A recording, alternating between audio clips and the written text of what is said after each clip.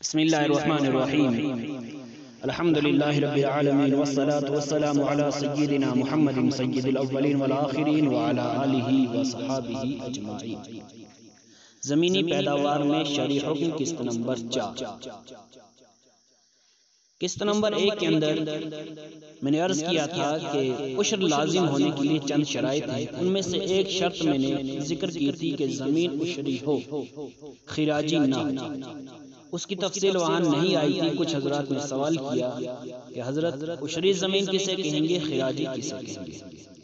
اب سنیے، خراجی زمین اسے کہتے ہیں جس کو مسلمان حکمران نے کفار سے صلح کے طور پر حاصل کیا ہو۔ تو جس زمین کو صلح کے طور پر مسلمانوں نے حاصل کیا ہو کفار سے، تو وہ زمینیں خراجی ہیں، عشری نہیں۔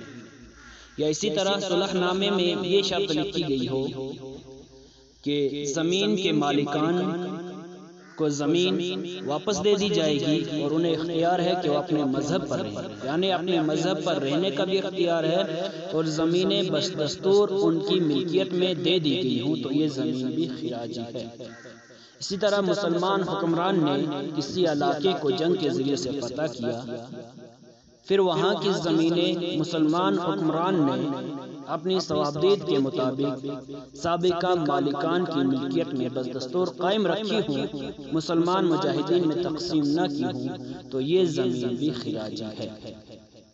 عشری زمین کون سی ہے؟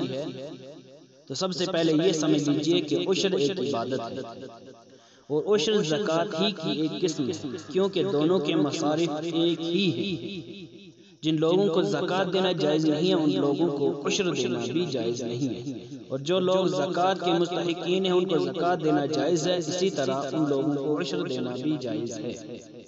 اسی لیے زکوٰۃ اور عشر دونوں ایک ہی قسم ہیں، یعنی جیسے زکوٰۃ ہے ایسے ہی عشر ہے۔ اس لیے عشر کو ساقط کرنا ایک عبادت کو ساقط کرنا ہے۔ اس لیے جہاں عشر کے ساقط ہونے پر کوئی قطعی دلیل نہ ہو، وہاں احتیاط کا تقاضا یہ ہے کہ مسلمانوں کے حق میں عشر کا حکم ہی باقی رکھا جائے۔